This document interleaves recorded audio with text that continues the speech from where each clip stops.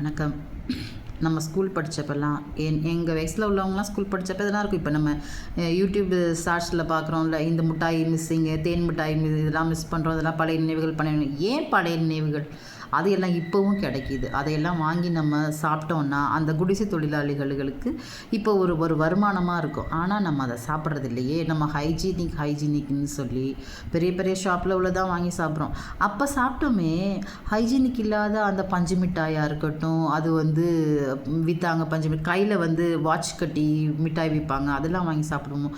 சூடாக கொண்டு அப்பப்போக்கி செஞ்சு அந்த ஜவ் மிட்டாய் அது கலர் கலராக இருக்கும். அதெல்லாம் வெயிட் பண்ணிலாம் நல்லா வாங்கி சாப்பிட்ருக்கேன் நான். ஜவ் மிட்டாய், மாங்காய்லாம் நான் சாப்பிட மாட்டேன். ஆனால் மாங்காய் அது மாதிரி வத்தல், குடல் வத்தல் சொல்லி இதெல்லாம் சாப்பிட்ருக்கோம்.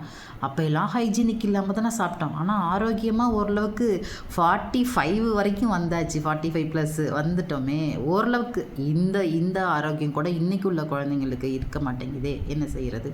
நம்ம ஹைஜீனிக்குன்னு சொல்லி பிள்ளைங்களுக்கு உடம்புல ஒரு எதிர்ப்பு சக்தியே இல்லை. ரொம்ப போலா அந்த சொல்லுவாங்கள்ல, அந்த மெழுக்காக வளர்த்தி கொண்டு வந்தோன்னா அந்த குழந்தைங்க ஒரு சின்ன அட்டாக்கை கூட தாங்க முடியாமல், அந்த உடம்பு எதையும் தாங்க முடியாமல் சடனாக டக்குன்னு எஃபெக்ட் ஆகிடுது. ஆனால் இந்த மாதிரி அதை கல்லையும் தின்னாலும் செரிக்கிற வயசுன்னு சொல்லுவாங்க. அது மாதிரி கல் மண்ணை கூட திங்கணும், அந்தளவுக்கு இருக்கணும் அந்த உடம்பு. அதெல்லாம் சாப்பிட்டு உடம்பை பண்படுத்தி வச்சுக்கணும். அடிமேல அடித்து கஷ்டப்பட்டு தான் இதயம் பலகீனம் இல்லாமல் பலமாகுது. அந்த நிறைய தோல்விகள், ஏமாற்றங்கள் அப்படின்னு சொல்கிற மாதிரி தான் உடம்பும் குடலும். அது ஓரளவுக்கு அது டைஜஸ்ட் பண்ணுற அளவுக்கு நல்ல ஹார்டான பொருள் எல்லாத்தையும் சாப்பிடணும். மென்மையாக மிருதுவாக சாஃப்டாக நம்ம பிள்ளைங்கள கேர் எடுக்கிறோன்னு உண்மையிலே பிள்ளைங்களை ரொம்ப கெடுத்து தான் வச்சுட்டோம் நம்ம. இந்த மாதிரி வெளியில் இருந்து வர செய்திகள் அதெல்லாம் கேட்டு பழைய சாதம், பழைய குழம்பு இதெல்லாம் சூடு பண்ணி, பழைய குழம்புனா ஃப்ரிட்ஜில் வச்சு கொடுக்குறது இல்லை. இதெல்லாம் கொடுக்கணும், நம்ம குழந்தைங்களுக்கு கொடுத்து பழக்கினா தான் அதுங்களுக்கு உடம்புல இம்யூனிட்டி அதுலேருந்தெல்லாமே கிடைக்கிது. அதெல்லாம் நமக்கே தெரியல. அதையெல்லாம் சாப்பிட்டு பழகிறப்போ ஒரு நாளைக்கு அந்த குழந்தைங்க ஒரு ஃப்ரெஷ்ஷான சாப்பிட்டே பழகினா ஒரு நாள் சாப்பிட்றப்ப அதுங்களுக்கு குடல் அலர்ஜி ஆகிடும்.